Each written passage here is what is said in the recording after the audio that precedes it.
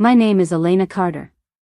I'm 27 years old, and for most of my life, I was invisible.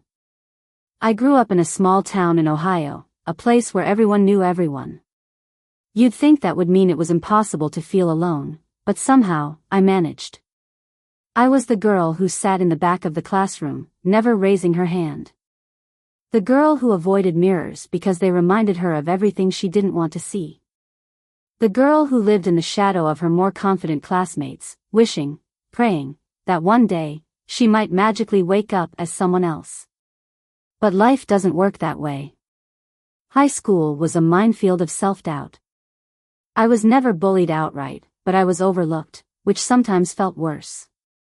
I wasn't a straight-A student, but I wasn't failing either. I wasn't beautiful, but I wasn't hideous. I wasn't athletic, but I wasn't the last one picked in gym class. I was just there. Existing, but never really living. I told myself that things would change in college. I thought a new environment would magically erase my insecurities. But instead of stepping into a new version of myself, I shrank even further. Lectures were enormous halls filled with students who all seemed smarter, more put together, more confident. I felt like an imposter just sitting among them. Group projects were my personal hell. I'd do all the work just to avoid speaking. I skipped social events, convinced I had nothing to contribute. I told myself I didn't need friends, that I liked being alone. It wasn't true. By the time I graduated with a degree in communications, ironically, a field that required confidence and charisma, I had mastered the art of silence. I got a job at a small marketing firm in Columbus, thinking that being behind a screen would shield me from the world. My work was solid, but I never spoke up in meetings. I had ideas, sometimes brilliant ones, but they stayed locked inside my head, too afraid to be heard. I watched coworkers, some younger, less experienced, get promotions because they had the courage to speak up. I told myself I didn't care. That leadership wasn't for me. The truth? I was terrified. I was terrified of being wrong. Of sounding stupid. Of embarrassing myself. Of failing. So I stayed quiet, did my work, and went home to my tiny apartment, where I drowned out my thoughts with Netflix and takeout. But loneliness has a way of creeping in, even when you try your hardest to ignore it. One evening, after another day of feeling like a ghost in my own life, I called my older sister, Rachel. She had always been my opposite, bold, opinionated, fearless. She was a lawyer in Chicago, standing in courtrooms and making arguments in front of judges. I admired her more than she knew. "Elena, you need to stop hiding from yourself," she said after listening to me vent about work for the 100th time. "You have a voice. You just don't use it. And you're letting fear run your life." I rolled my eyes. "It's not that simple." "It is," she countered. "You're not going to wake up one day magically confident. You have to build it. You have to work at it. And honestly, you need to start taking up space." Taking up space. The words stuck with me. That night, as I lay in bed staring at the ceiling, I thought about all the moments I had made myself small. All the times I had swallowed my words, shrunk into the background, let opportunities pass me by. I wasn't just invisible to others, I had made myself invisible. And I didn't know how to undo it. The days that followed were filled with a gnawing restlessness. I was tired of feeling like a bystander in my own life, but I had no idea how to change. I spent hours scrolling through self-help articles, watching TED Talks on confidence, trying to absorb the secrets of people who seemed to have it all figured out. But nothing clicked. I was still the same timid girl, trapped in the same cycle of fear. Then came the meeting that changed everything. It was a routine team meeting on a dreary Monday morning, the kind where everyone half listened while checking their emails. My boss, Greg, was discussing our latest client, a struggling nonprofit that needed a rebranding strategy. The team threw around ideas, but nothing stuck. And then, out of nowhere, I had a thought.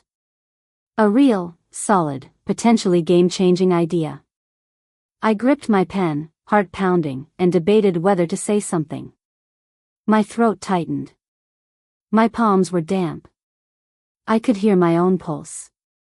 And, as always, I said nothing. The meeting ended, and I walked back to my desk, my unspoken idea burning a hole in my brain. I felt sick. I had let fear win again. But something inside me snapped. I stood up, walked straight to Greg's office, and knocked. My legs were shaking, and my mouth was dry, but I forced myself to speak. Hey, I had an idea for the nonprofit campaign. Would you have a minute? Greg looked surprised but nodded. Of course. I stumbled through my pitch, half expecting him to dismiss it. But when I finished, he leaned back in his chair, considering. Then he smiled. This is great, Elena. Why didn't you bring it up in the meeting? I had no answer. I didn't want to admit that I had spent years convincing myself that my voice didn't matter. But for the first time, I realized something. It did.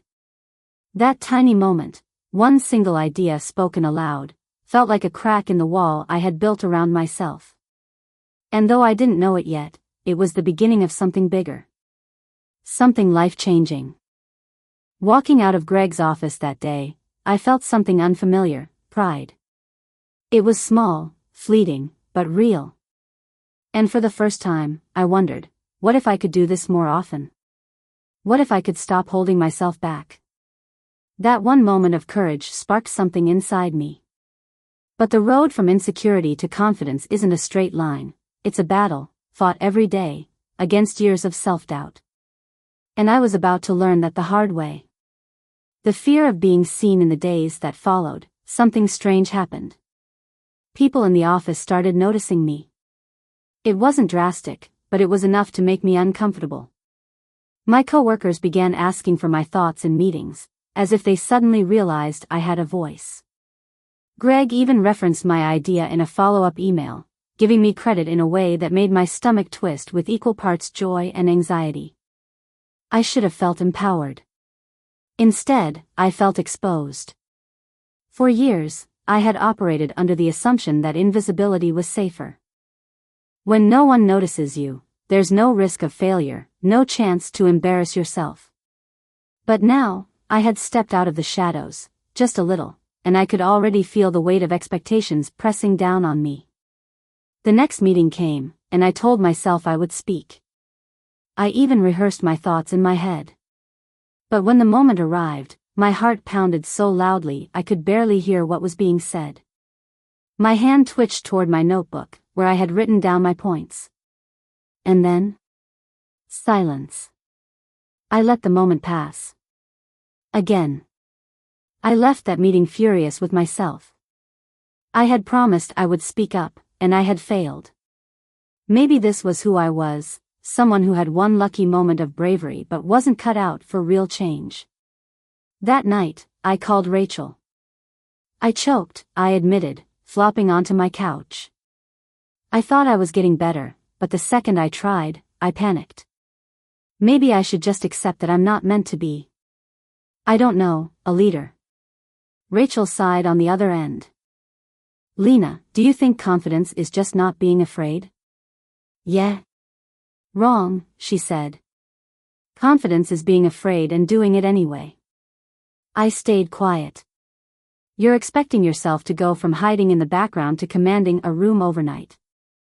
It doesn't work like that, she continued. You need to build this like a muscle.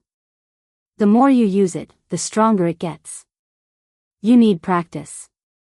Pushing through the fear, so I practiced. At first, it was tiny things. Instead of sending an email with an idea, I forced myself to say it aloud to a coworker. Instead of keeping my head down in meetings, I made eye contact. I started volunteering for small projects, even when my hands trembled while doing so. Each time, it felt terrifying. And each time, I survived. And then, the real test came. Greg called me into his office one afternoon and said, Elena, I'd like you to present the nonprofit campaign strategy to the team next month. I blinked. Me? You, he confirmed. It was your idea. You should be the one to lead it. My stomach dropped. This was more than just speaking up in a meeting. This was standing in front of a room, owning my ideas, making my voice the voice. Every part of me wanted to say no. But Rachel's words echoed in my head. Confidence is being afraid and doing it anyway. I swallowed my fear and nodded. Okay. The moment that changed everything for the next few weeks, I prepared obsessively. I wrote and rewrote my presentation. I practiced in front of the mirror, in front of my laptop camera, in front of Rachel over FaceTime. I hated every second of it. My voice still shook. My hands still trembled. But I refused to back out. The day of the presentation, I barely ate. My palms were clammy, and my stomach was a mess of nerves. I could already picture myself stumbling over words, my coworkers staring blankly, judging me. But when I stepped in front of that conference room, something clicked. I saw Greg giving me an encouraging nod. I saw my coworkers, many of whom I had convinced myself didn't respect me, waiting, expectant. And I realized something. They wanted me to succeed. No one was rooting for me to fail. The only person who had ever doubted me this much was me. I took a deep breath. And I spoke. The first few sentences were shaky. But as I kept going, I found my rhythm. I knew this material. I had worked hard on it. And slowly, I stopped thinking about myself and started focusing on the message. By the time I finished, the room was quiet for a second. Then Greg smiled. This, he said, is exactly what we needed. A wave of relief and pride crashed over me. For the first time in my life, I had stood in front of people and not just existed, but commanded attention. And I had survived. More than that, I had succeeded. The aftermath of that presentation was the turning point. After that day, I wasn't the same. I started offering my input in meetings without overthinking. I made connections with coworkers instead of avoiding conversations. When the next project came around, I volunteered to lead a team. And when Greg pulled me aside a few months later and said, "I think you have leadership potential. Have you ever thought about management?" For the first time in my life, I didn't freeze in fear. I smiled and said, "I'd like that." 6 months after that presentation, I stood in front of a room full of people, this time, as a newly promoted team lead. The shy, invisible version of myself from a year ago wouldn't have recognized the woman standing there now. I no longer hesitated to speak. I no longer let fear dictate my choices. And most importantly, I no longer saw myself as someone unworthy of leadership. Becoming the leader I once feared taking on a leadership role didn't mean my fears magically disappeared. I still had moments of doubt, before big meetings, before making important decisions, before giving difficult feedback. But I had learned the difference between fear and paralysis. Fear was normal. Fear meant I cared. Fear meant I was pushing myself. But I had also learned that fear wasn't a stop sign. One of the first challenges of leadership was guiding a team. Suddenly, people were looking to me for answers. It was overwhelming at first. What if I wasn't good enough? What if they didn't respect me? But as time passed, I realized that leadership wasn't about knowing everything. It was about listening, learning, and adapting. I started mentoring younger employees, especially the ones I saw pieces of my old self in, quiet, hesitant, unsure of their place. I encouraged them to share ideas, just like Greg had encouraged me. I told them, "Your voice matters." Because I knew firsthand what it felt like to believe otherwise. And little by little, I watched them grow, just as I had. Impact beyond myself. One of the most surprising parts of my transformation was how it rippled outward. My relationships changed. I reconnected with old friends I had pushed away out of insecurity. I built deeper bonds with coworkers instead of keeping my head down. I even started dating, something I had avoided for years because I had convinced myself I wasn't interesting enough. Outside of work, I began speaking at small marketing events, sharing insights and strategies. The first time I stepped onto a stage, microphone in hand, I felt that old anxiety creep in. But instead of letting it consume me, I embraced it. I remembered Rachel's words, confidence is being afraid and doing it anyway. And I did. Afterward, a young woman from the audience approached me. She hesitated before speaking, then finally said, "I really needed to hear that today. I've been struggling with confidence, and seeing you up there made me think, maybe I can do it too." I smiled, my heart swelling with something I could only describe as purpose. Because for the first time, I realized, this wasn't just about me anymore. A full circle moment one evening, as I was wrapping up work, Greg stopped by my desk.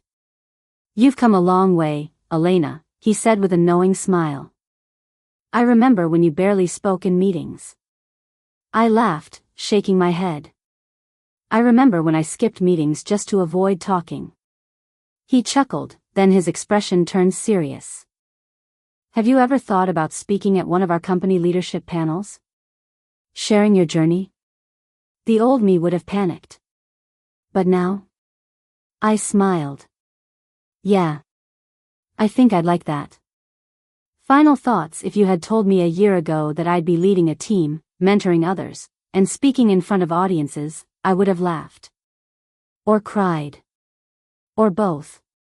But transformation isn't a single moment, it's a series of small, terrifying, courageous choices. I wasn't born confident. I wasn't born a leader. I became one. And if I could do it, so can you.